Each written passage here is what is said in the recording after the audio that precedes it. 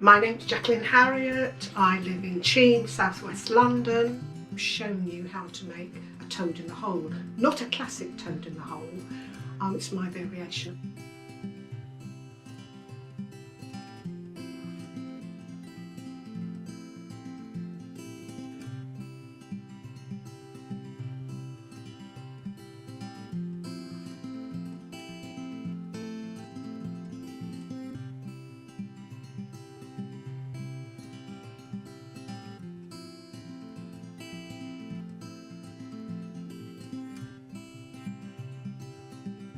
Let's begin with the preparation. Into our mixing bowl, we're going to put our plain flour. You don't have to sieve it, because you're going to do a lot of whisking. We're going to separate the flour. It's usually called making a well in the centre, and I've used my tablespoon for that. Before I add my eggs, I'm going to crack them just to check if they're fresh. They're usually fresh. Pour them into the centre of the flour. Then I'm going to add the liquid.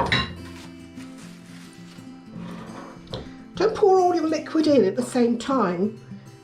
Grab hold of your balloon whisk and gently start to incorporate the flour into the eggs and the liquid.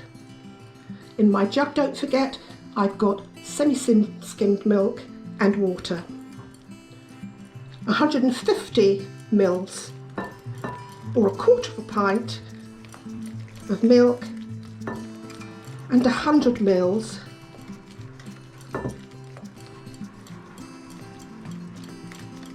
of water.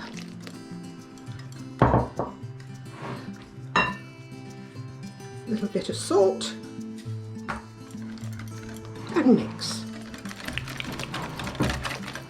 quite vigorously. You want to try and incorporate all the flour and any lumps you want to beat out.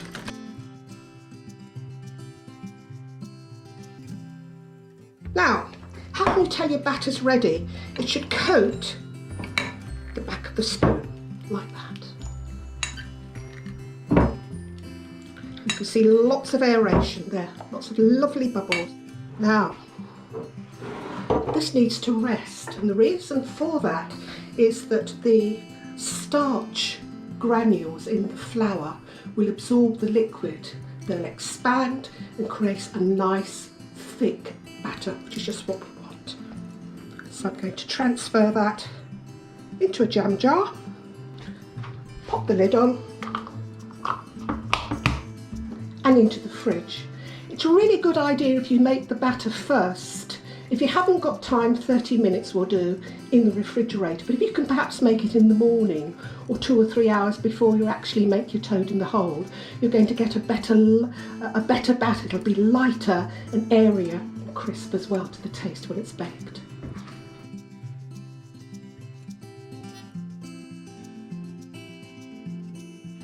So I'm popping my sausages in. You can hear the sizzle there.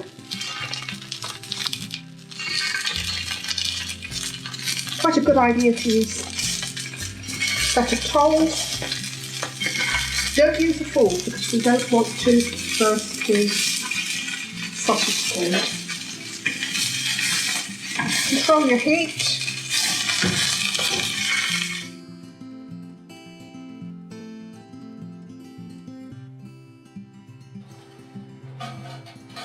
Don't forget to preheat your oven, because it's really important that when you pop your roasting tin with the vegetable fat into the oven, it gets really hot. So hot that you actually see the smoke coming off the oil. If you see that, then you know it's hot enough for you to combine your sausages and your raw batter together.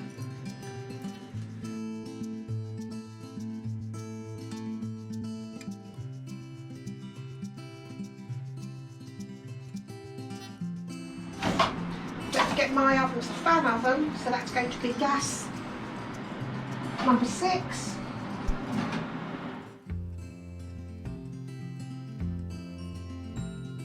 Yeah. So let's have a look.